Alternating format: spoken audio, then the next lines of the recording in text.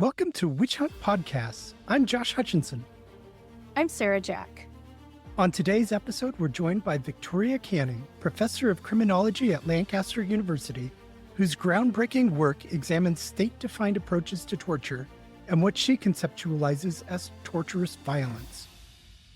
Criminological frameworks will deepen our understanding of witchcraft accusations and persecution. Professor Canning brings a critical perspective to how societies define, recognize, and respond to severe and repeated abuses. Her research particularly examines the gendered implications of violence, addressing how conventional definitions often fail to encompass the full spectrum of torturous experiences, including those connected to witchcraft persecutions.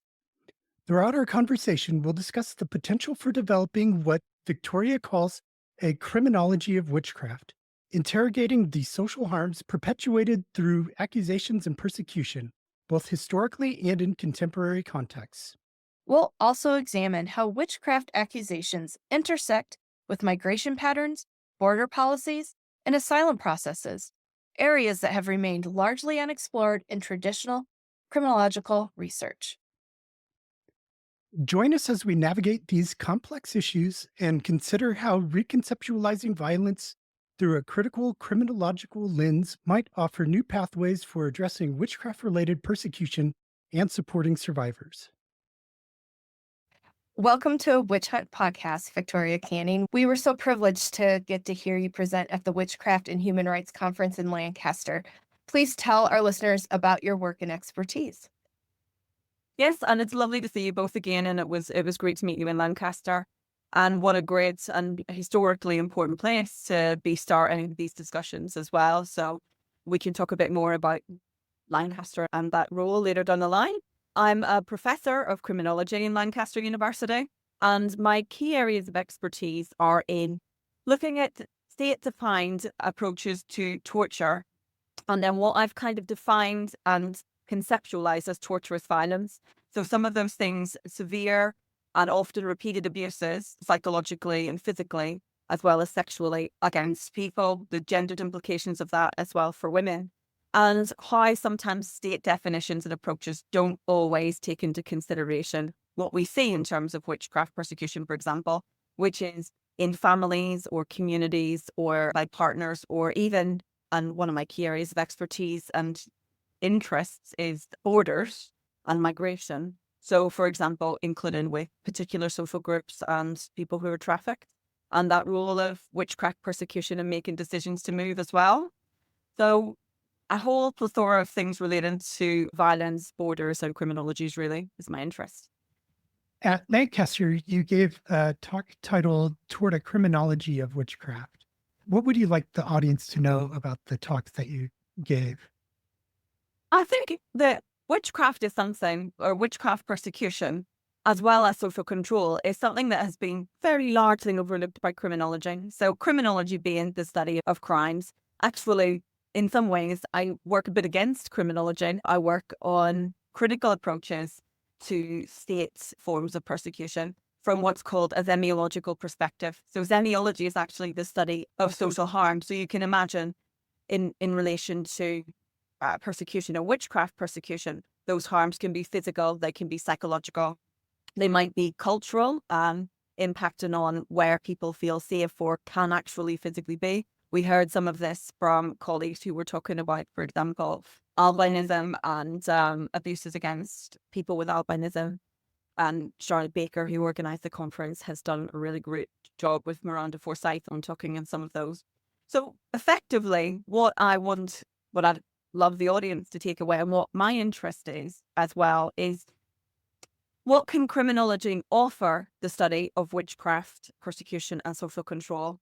And the more that I've taken time, so my own interests in witchcraft persecution go back till I was very young. Actually, I brought a book with me today that I thought would be of interest. And this was something I got for Christmas when I was 10 years old. So Tales of Witchcraft and Sorcery, this is back from 1994 by Ken Radford. And interestingly, the Lancaster witch trials are in there too. So my own interest was as witchcraft persecution and also the mythologies around witchcraft and folklore as well. Obviously, I come from Ireland. Superstitions are not unusual amongst my family or friends. And bringing those together, though, from a criminological perspective, doesn't seem to be something that has been done in huge depth. So I've long-term interests there. And then, of course, the more I started to look at witchcraft persecution and speak with colleagues around witchcraft persecution, the more gaps there seems to be in thinking about, especially around, for me, migration, why people might migrate, and the role of that in terms of pushing people out of community. And also from torturous violence perspectives, whenever we think about contemporary witchcraft persecution, which is often undertaken by families and communities. And that was something that I also saw, although I didn't really think of it in terms of criminologies of witchcraft, when I used to work with child survivors of sexualized violence in South Africa. So many years ago, 15 or 18 years ago now, where some children had been accused of witchcraft. And that was one of the reasons that they had been removed from the hands of their immediate families. So, I mean, I could talk about where I think both criminology and zemiology can go from there if that's of interest, because effectively, the more that I started reading and some great, like, for example, Margaret Malloch is one criminologist who is undertaking some research into witch trials, so histories of witch trials, but up in Scotland. So some of those kind of more contemporary campaigns about remembrance, and the remembrance particularly of women who were persecuted based on witchcraft accusations. But I think there's just so much to offer in relation to state crime studies. So thinking about the roles of state in not intervening historically or contemporarily. Miscarriages of justice is an obvious interest to anybody who's looking at criminology as well. For me, the role of abuse and the plethora of really important, particularly feminist criminology work that goes into challenging cultural abuses that are called cultural. I think it's a lot more complex than that. It's very easy to say cultural abuses. Actually, when we look into many cultures, including in the UK, where I'm based now, we can see that abuses span well beyond what's often represented, which is this idea of kind of persecution in the global south. I think Owen Davies talked a bit about that as well, the kind of that role of colonization and almost neo-colonization into expectations that it's other countries where persecution takes place.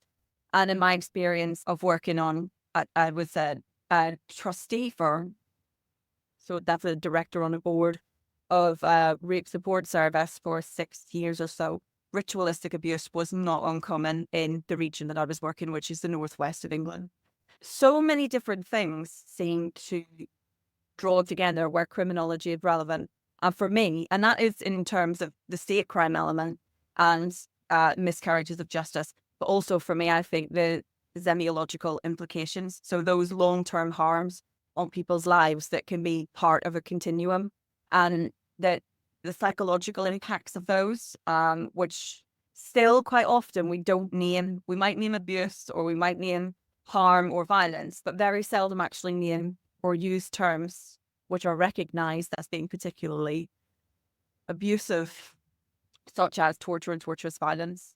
So we can really see that in terms of people being, again, historically and contemporarily, targeted either by states or by people around them, and the long-term impacts of those abuses, and how as well we organise support around those abuses, including for when people are seeking asylum if they've fled in relation to witchcraft persecution. Very little is done on this, which is super interesting, but I think that means that there's plenty of places to go in addressing these kinds of harms. What would be the key benefits of applying criminology to the violence that we're seeing towards people accused of witchcraft? I think that's a really good question, because criminology is an interesting sort of discipline or subdiscipline.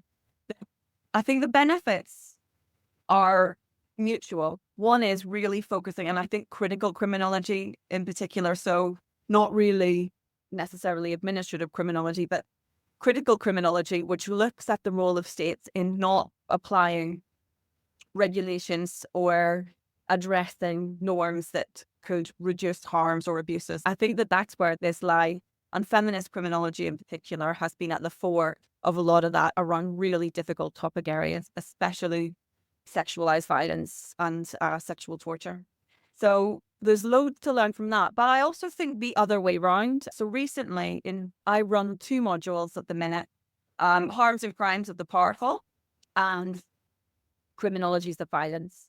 And engaging students in these discussions, that's also where witchcraft persecution can be useful to criminology. So rather than just criminology offering something or a lens, actually learning about, because some key concepts like social control and social othering, all of these things that facilitate and exacerbate persecution are really clear in witchcraft persecution. It's almost one of those sort of, social issues that cover so many aspects of criminology that actually criminology could learn from, I think. And also around thinking about histories of the role of colonization. So we talk about decolonization in universities, actually thinking about the role of witchcraft persecution, etc. in that context as well, I think is really interesting. So I think there's a lot to actually be learned from studies of witchcraft. And also that, I think, opens up to looking at mythologies and folklore, history, all of those subject areas that I think are, or that can often be overlooked in criminology, where sometimes things reinvent the wheel. And if we take a bit of a look into those other subject areas, there's a lot to be garnered and learned from. And certainly that's how I found in looking through and studying. I actually I undertook a course, a university course in histories of witchcraft and the occult a few years ago, which was really interesting on bringing these things together. So there's just so much to be said, I think. As you're informing us, I'm hearing how much learning and synthesizing there is yet to do, which is exciting. It's not just recognizing these crimes are happening, but understanding why this is happening. And one of the things that I think is a challenge across cultures and communities is definitions, and also through bodies of leadership too. How are we defining different terms? Can you talk to us a little bit about torture and torturous violence and how we should be defining that and applying that? This is a really good point, and one that is always that where people make distinctions between the role of academia and organizations who are working at the front line of addressing torture and torturous violence or other abuses and human rights abuses as well.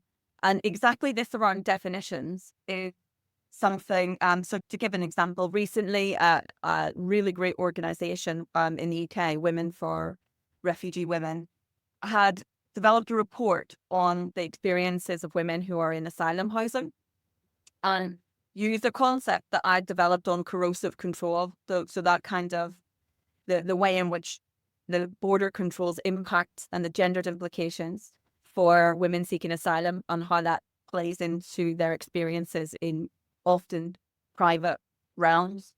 And that's an example where I think torture and torturous violence is something else that it's about making, in short, it's about making academia useful, putting things into practice, and also to let those heavy lifting kind of discussions that are required for academic publications and stuff that we have to engage in to make them useful. And I think that is important. And another thing that I kind of work in, and I'm co-editor of a series and co-editor of a book, an international handbook on what's called activist criminology. And that's about using empirically informed evidence to make or engage in active change on social issues that we identify. And witchcraft persecution and that role of the definitions around torturous violence, which is in effect broadens out the narrow scope that is put into the UN Convention Against Torture. So there's loads of conventions that relate to torture and torturous violence, and some that would be applicable to witchcraft persecution as we understand it now, contemporarily. And we're just seeing the aftermath of think more than 100 people were killed recently in Haiti in relation to witchcraft persecution.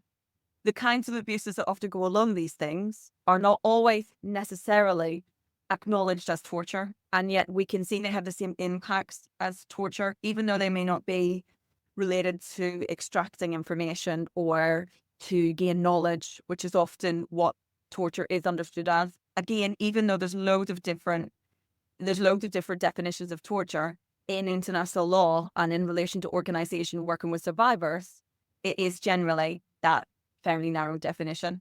So in relation to witchcraft persecution, if we open that out to think more about the role of torturous violence, we can see from accounts of people who are subjected to abuses related to witchcraft, these are often sustained. They often becomes impossible to live in a person's own community or the state. Another thing that's both in relation to this and in relation to state harm and crime more generally is that if the state are perpetrators of violence, then where do you go? So my sort of thoughts on torturous violence in this approach is to be able to see those abuses as sustained, as torturous. And I think that the term torture and torturous does have a particular weight to it. When we hear the word torture, I remember having a discussion with someone in the committee against torture, and he had said, whenever we talk about we've got torture, and then we've got cruel and inhumane, and already just by talking about cruel, inhumane, degrading, there was that sort of recognition that without recognizing it, I can see that we still think of this as slightly lesser. And my arguments and my key arguments in the book, Torture and Torturous Violence, is that quite often the impacts through a lifetime, psychologically and physically, are not necessarily lesser than that we would define torture. And certainly I've seen that with women seeking asylum where they have been subjected to what it would be termed false imprisonment, and effectively we would in any other realm call it torture over periods of years. Speaking with somebody recently, they were telling me that also can relate to witchcraft persecution by putting a threat of accusing witchcraft persecution. So people become afraid to leave. And again, the gendered implications of that. I've met with survivors who've been subjected to being burned and scalded by their husband or partner, multiple perpetrator rape, all forms of abuses that we would consider as torturous if they were under any other circumstances, except for in the home or community. And to me, that really resonates with the key points around witchcraft persecution and what people can be subjected to that sometimes is seen as maybe lesser than what it actually is. One of the things that you wrote in Torture and Torturous Violence was that torture and torturous violence are everyone's problem. How is that? That's such a great but multifaceted question. So the way that I've seen that in some of the aspects that I was writing with torture and torturous violence, we tend to put, and a lot of this narrative came through with so-called enhanced interrogation techniques, etc., where these were reframed away from torture as a way to suggest that torture happens elsewhere, but it doesn't happen. It's not the US, it's not the UK who are engaging in torture. And of course, we know that is fundamentally untrue. And we can see that through the various Senate intelligence reports, etc. So we know that's the case. What we don't come to recognize is the implications of those tortures that happen either in countries before migration, and then the long-term impacts on people who are, say, who gain refugee status or who are seeking asylum, who can't access support. In the book, as you can see, some of the documentations of forms of torture and torturous violence that people are recording from people seeking asylum, and some of the oral histories that I undertook with women seeking asylum. These are such severe forms of violence that often have impacts including dissociation, anxiety, trauma, long-term depression, all of these things that if we had a supportive and rehabilitative system to support people who experience these abuses, proper funding, etc., then some of the social issues which then do develop this, it's almost like a ripple effect if people can be so impacted. So in one sense, that one example, the other on torturous violence and why I think that it's everybody's issue is if we take a look, and this is a little bit of a story, but I think I talk about it in the book, but one of the things that's really interesting for me is whenever you take I'll be in trouble for this, but my mom loves to read women's magazines. Thankfully, she hasn't read my book, I don't think, to even get to know that it's in the text. But yeah, she reads things like, I think they're quite specific to the UK, but they're not very expensive. It's just people writing with their stories, and it's predominantly women writing in with stories. And I was in her house a few years ago while I was working on one of the last projects around torture and torturous violence I had been working on. I've just starting a new one now this month actually. It was represented as completely exceptional to reality. So the rapist up the stairs, the monster next door, all of these kinds of headings. And when I took a read through these different magazines, I kind of did a bit of a discourse analysis of some of them. These were intensive periods of abuse that would be akin to torture. Some are against, say, fathers or stepfathers against their children, or uncles or brothers or teachers. Things that are actually aspects of what we can see in any sexual abuse inquiries. Unfortunately, not completely unusual or unique experiences. These are part of what Liv Kelly talks about, a continuum of sexual violence in society. So for me, I'm reading these things, I think this is as akin to torture, but not under the states, not with the state as a perpetrator or a state official as a perpetrator or on behalf of a state official, not for extracting information, but to inflict violence and abuse. And to me, reading through these just is torturous. And so actually, we have an issue with naming abuses in these ways. And that's why whenever I said that torturous violence, I think there's multi-levels to why torturous violence is everybody's issue. One of those is whenever people are tortured and then maybe gain refugee status, or some of the things that people have been subjected to. When I was rereading the book for a presentation I was giving last year, because after I finished the book, I had a period of quite significant burnout, and the impacts I've been working in this area for almost 20 years. So the impacts were quite significant without me even seeing that coming. And so the impacts of that, then I almost, when I reread some of the narratives, I could hardly even remember writing them. But yet, of course, I have typed these up. I have listened to these interviews, and what people are subjected to is something that we should be responding to in a humanitarian way, not in the kind of ways that we are contemporarily responding to people seeking asylum and specifically survivors of torture and torturous violence, which in any other sense, if we could see the kinds of abuses that people are subjected to, and in any other sense, we would recognize that the way of responding should be in a humanitarian way, which is supportive. And I don't like the term rehabilitation because I don't know what it means to rehabilitate to what, but at least a kind of rehabilitative response over this increased, securitized and demonizing response for particularly people seeking asylum, I think, at present. Yeah. I was thinking about how data collection during the conference that came up a lot, how significant collecting data is, collecting new data. But, as I'm listening to you, I'm realizing there's so much data in these situations that we're maybe not applying to these witchcraft torture situations. And I'm also wondering, so that's one comment or question. Can we use the data we have? How much more data do we need?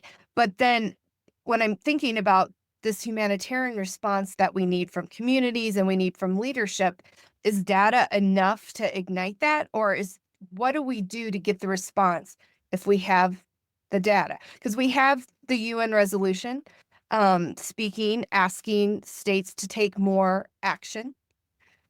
How do we get that? I think that this is a really good question, and this probably brings in more of the stuff on kind of activist criminology as well. But I agree. I think this is across the board with research. A new research project, rather than working with what we have and what we know, and taking time to develop and implement changes through through what we have already, the knowledge we've already amassed.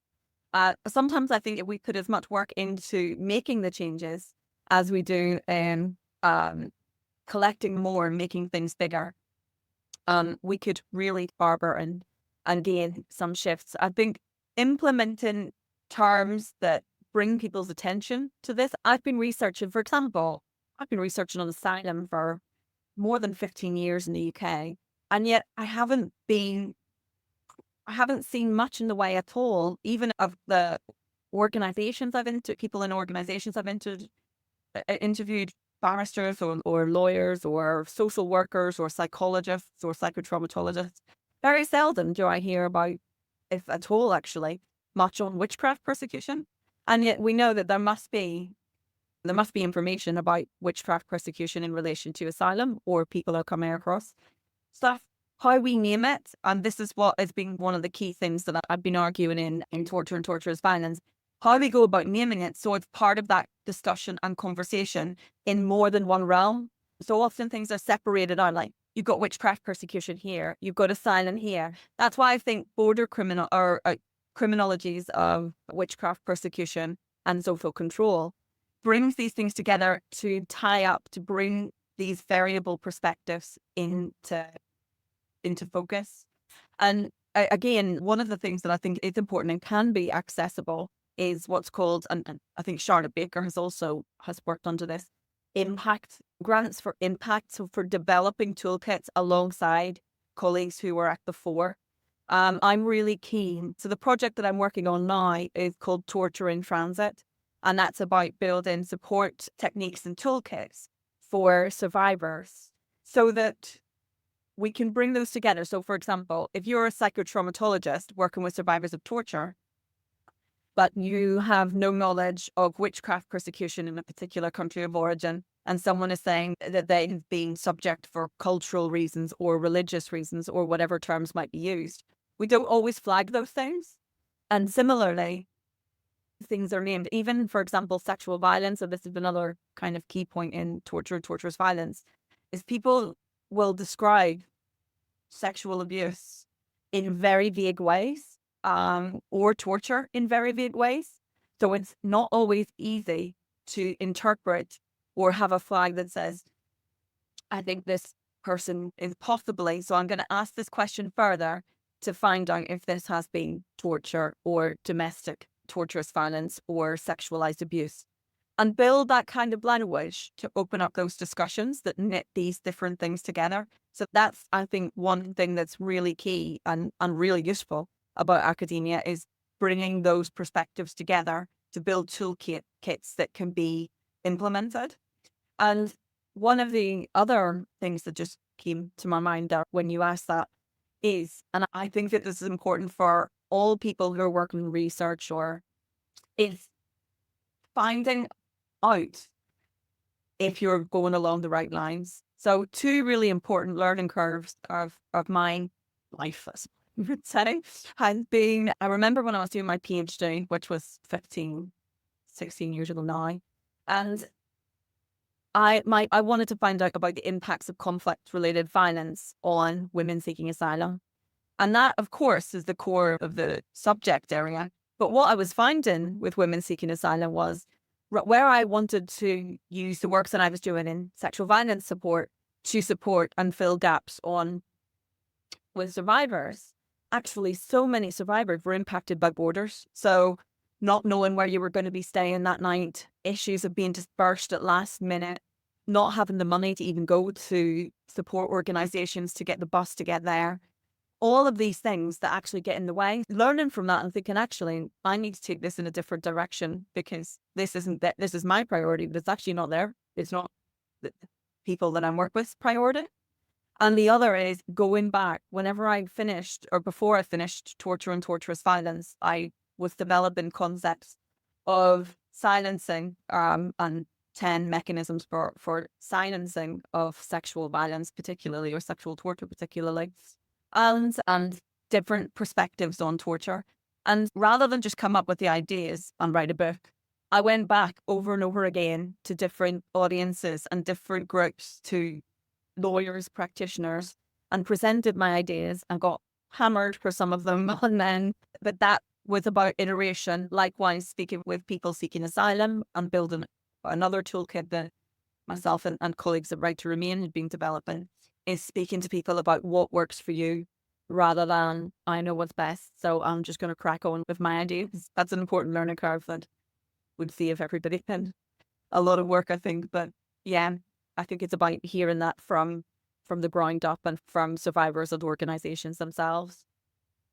I want to touch on the gendered aspects of torture and torturous violence. We know that there's definitely a gendered aspect to witchcraft persecutions. It's predominantly been something used against women and girls historically. Is there a similar gendered aspect to torture?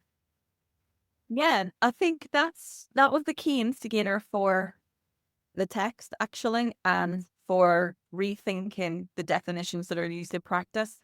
Predominantly, torture, as we would define it in the UN Convention Against Torture, i.e. by or at the behest of state officials, usually in forms of confinement. So if we think about confinement, who is predominantly confined? It is mostly men. And it's that interesting because when we think of gender perspectives, we often overlook that men are, in the definition of the UN Convention, predominantly those who are tortured, because they're predominantly those who are targeted for being in political positions, or who are in confinement, and subsequently there's more access to being tortured in confinement under the definition. On the other side, what we acknowledge, and I still don't think, I certainly don't think that torture is anywhere near acknowledged as much as it should be, or the torture of men or men seeking asylum. But on the side of that is that kind of long-term silencing of domestic and interpersonal abuses, and the extra layers of silencing that particularly sexualized violence, including sexualized torture against men, how the layers of these impact on what we can come to know and address. So yeah, the gendered implications of what I was finding with some organizations, for example, who are working with survivors of torture, is that most of the people that they were supporting were men. And that makes sense if we use the Convention Against Torture. What doesn't make sense is that if we only use that definition, or if that definition becomes the dominant definition, then quite often the same forms of abuses, but all undertaken by violent partners, or in relation to witchcraft persecution, for example, we can see community members, etc. Even if you look through the recent reports into things like abuse in the Magdalen laundries and stuff in Ireland, these are clearly torturous and clearly gendered.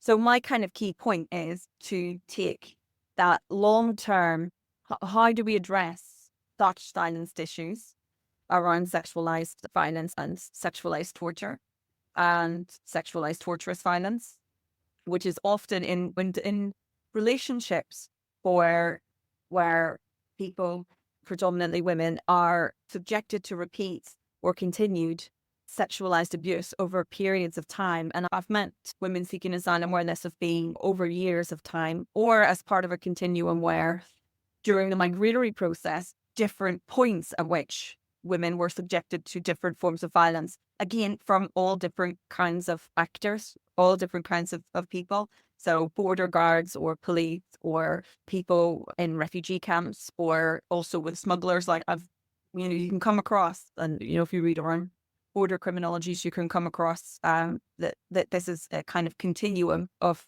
persecution. So that, a bit like witchcraft persecution, that opens up to thinking about the roles of how to address the abuses that are in existence, and how to challenge the silence that is so deeply enshrouded around these kinds of particular abuses. And of course, stigma is one of those, one of the kind of key aspects of silencing, and how we go about addressing that is what I'm hopefully working toward with this contemporary project with the Danish Institute Against Torture. Yeah, stigmatization, that is such a challenge because you'll have individuals or individual organizations speaking out. Maybe in some areas, there's victims that are able to do that. But it reminds me of kind of my question earlier where I said, well, we have the data. How do we get that humanitarian response? How do we get the family and the community and the support organizations to hear this stigma is keeping us from taking action. Let's dismantle that. How do you get there? I think that in the, again, there's so many different ways, and they always have to be taken into consideration what is appropriate for the space that you're in, the place that you're in. Often these one key issue, and it really is a key issue, is also funding. So you're often in really inappropriate areas to talk about, like personal experiences or sexualized violence. Same whenever it comes to assessing claims for refugee status. Who wants to walk into a room with somebody that they don't know and start talking about sexualized violence? And that stigma runs really deep. I had a few years ago, I was teaching some undergraduate students, and I remember one of my students saying, "You'd rather be dead than like survive rape."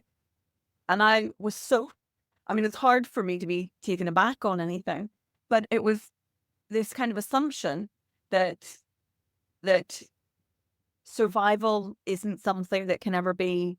I mean, survival is always a process. But supporting people through survival is the key to that process.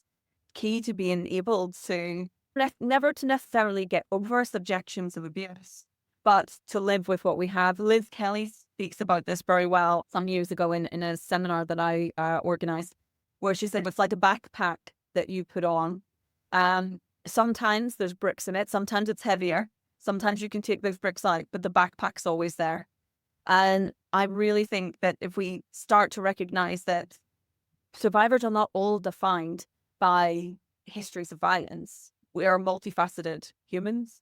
And subsequently, get into that I do think is the class, for example, just didn't bat an eyelid. So I was so shocked that this was, and of course it's because quite often this is the first forum that even at that age, at 20, 21, or whatever age my students were, I usually teach second or third year, so yeah, 20, 21, are really talking about sexualized abuse, violence, torture in any sort of depth, and hearing it as something that is both part of society and something that can be challenged through really focusing on perpetration apart from anything else and the perceptions that lead to perpetration. And that goes for witchcraft persecution also, but also in this dismantling of stigma. And it's interesting because I'm not sure if you've been following the Giselle Pericot case in France, and that stigma, shame must change sides. And I just think this is such a powerful phrase in relation to stigma, of the recognition that the shame, the problems of the social problems, that the stigma lies in the perpetration of sexual violence, not in the being subjected to or surviving.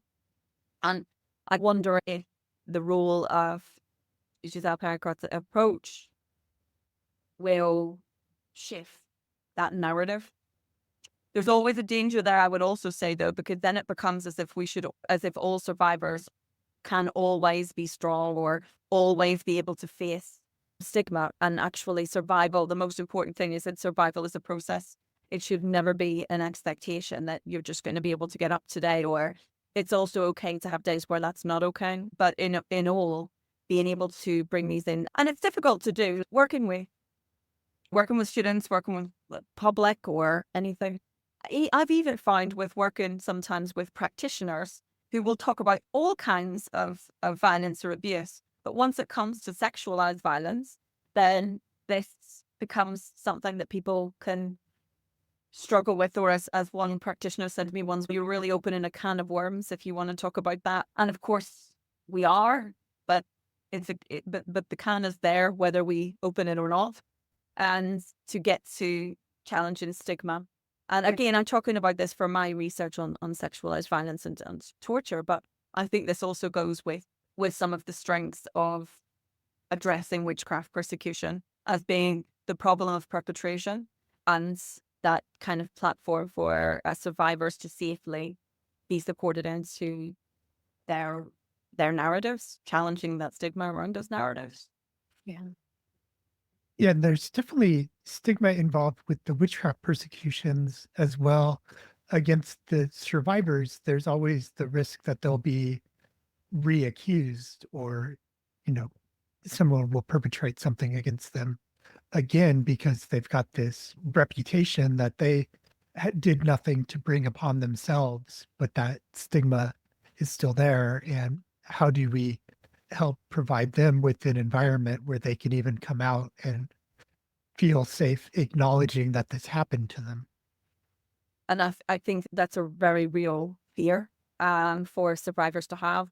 That's another thing. It's easy enough to be distant to the subject or not be the person who is at risk of imminent persecution. This is similar for other forms of state crime and violence, of domestic and interpersonal abuses or familial abuses. The risk is real and the risk is there. And again, I think for a long time, how we move towards shifting toward perpetration and challenging myths. Again, just drawing in Charlotte Baker's work on challenging albinism, those kinds of even just general facts. We had it when I was working with. It wasn't so much. It wasn't around witchcraft persecution, but it was a form of mythologies of magic, where some of the children that we were supporting were raped as part of a belief that having sex with virgins would transfer HIV, so that you would be free of HIV, and that this was kind of a personal cure.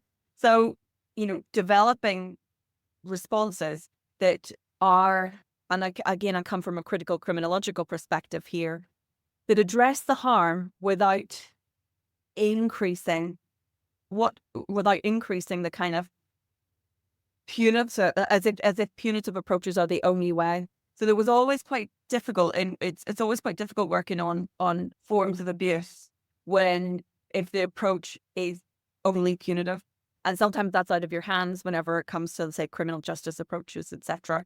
But certainly working with challenging mythologies, drawing together facts, focusing on knowledge and information. Otherwise, I work in higher education. What's the point in higher education if we can't use education to challenge myths and to focus? And rather than, I think it's just that balance, isn't it, between what the criminal justice approach takes and what working through myth busting and challenging sometimes really quite problematic beliefs, and they can also be religious beliefs. We talk about this as if it's contemporarily only happens in sort of certain areas of the world.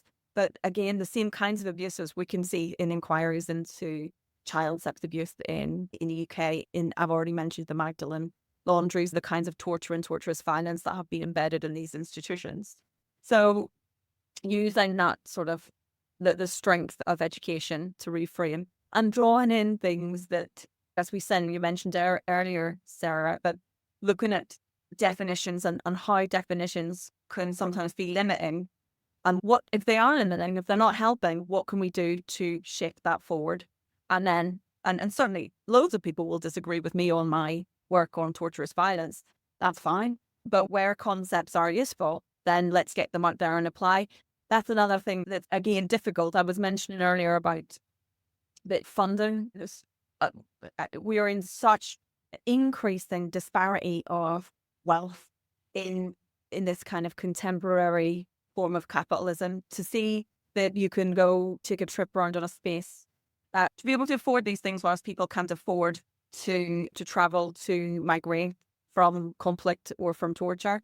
And then the way in which organizations, like just the disparity in where finances go, it is, I think this is almost my very words, but it does, as you can tell, really get to me. But it is such a disgrace of our times that organizations which are working with survivors of violence are often so poorly funded, whilst other corporate benefits, etc., in existence that cost so much more. So for me, that a whole rejigging of the landscape of how we go about challenging violence in the first place, challenging stigma that comes from violence, and facilitating like holistic support, all around support for people in the aftermath of violence, I think it's particularly important. And I kind of say that because, that is funded, it has enough funding to support survivors. It just shouldn't be the case in contemporary society. So that I think that is one of the things that really impacts on being able to develop educational programs or myth-busting programs, and also rehabilitative support. So many of the people, not just in the book Torture and Torturous Violence, some of the other texts that I've written, gendered harm and structural violence in the British asylum system being one. I mean, what people who are working at the fore are expected to do in an everyday scenario of basically not, you may be going into a job to be doing one kind of job, like working in psychology with survivors. Actually, what you end up doing is a million other things. And that is, again, down to often people having to show KPIs or get funding bids in because that landscape is just so poor. And in this contemporary era of continuously demonizing people seeking asylum, it just seems to get lesser and lesser. And these are things that also require myth busting. That's why I think higher education is of relevance where it is. If we can get that out, and things like what you guys are doing with accessible podcasts and all of the other means that we can do stuff, this is, to me, the most important aspects of how we go about challenging stigma in these ways. I could waffle on about that forever because it really fits fine. But yeah. I just want to ask you if there's anything else you wanted to say. I think the only thing to say is it will be really interesting to see where criminology of witchcraft, persecution, and social control can go, and what these sorts of histories can learn from each other, like the variable disciplines and how these kind of knowledge move into practice. And yeah, and of course, it was great to meet you both in Lancaster, and I really appreciate the invitation into today's show. It's been fab to hear your questions and get me thinking about where some things could be useful or where they can go. So I really appreciate it. Yeah, thank you so much. And now Sarah has End Witch Hunts news. Today for End Witch Hunts News, I'm going to talk about Podcast-thon, a global movement for change. Podcast-thon is the world's largest podcast charity initiative, launched in 2023. What began with 300 French-speaking podcasters has expanded to over 400 participants in 2024 and is now going global. The movement's vision is clear: to build up podcasting for good from a mere catchphrase into a worldwide effort that unites thousands of podcasters across dozens of languages annually. Co-founders Jeremy Mani and Yves Stelnat created Podcast-thon as an innovative alternative to traditional fundraising methods like charity galas and marathons, which often face limitations in budget, accessibility, and sustained engagement. Thank you, Jeremy and Yves. End Witch Hunts is excited to join this movement. We're proud to announce that we are going to participate by releasing a special series titled Ending Witch Hunts, featuring daily episodes from March 15th through March 21st. These special episodes will in part highlight our podcast GoFundMe campaign, which aims to fund our travel to the Magic and Witchcraft Conference in June 2025. This important conference themed What is a Witch provides crucial expert content for our educational efforts. Our attendance at last year's conference allowed us to bring fresh perspectives and expert guests to our podcast. Your support will help cover travel costs, ensuring we can continue to deliver high-quality, authoritative content on this important topic. Join us in supporting this innovative approach to charitable giving and education through the power of collaborative podcasting. What will you learn from our Podcast-thon 2025 special release series? For 1 week, we'll take listeners across multiple continents as we explore witchcraft accusations, a worldwide human rights issue. Each day, we'll release a special episode. March 15th, we'll consider Boris Gershman's research on witchcraft belief and discuss our nonprofit's journey. March 16th, we'll talk about Africa's battle against witch hunts, highlighting advocates from South Africa, Nigeria, Malawi, and more. On March 17th, you'll hear about sorcery accusation-related violence in Papua New Guinea. March 18th, we'll spotlight Asia's anti-witchcraft accusation movement.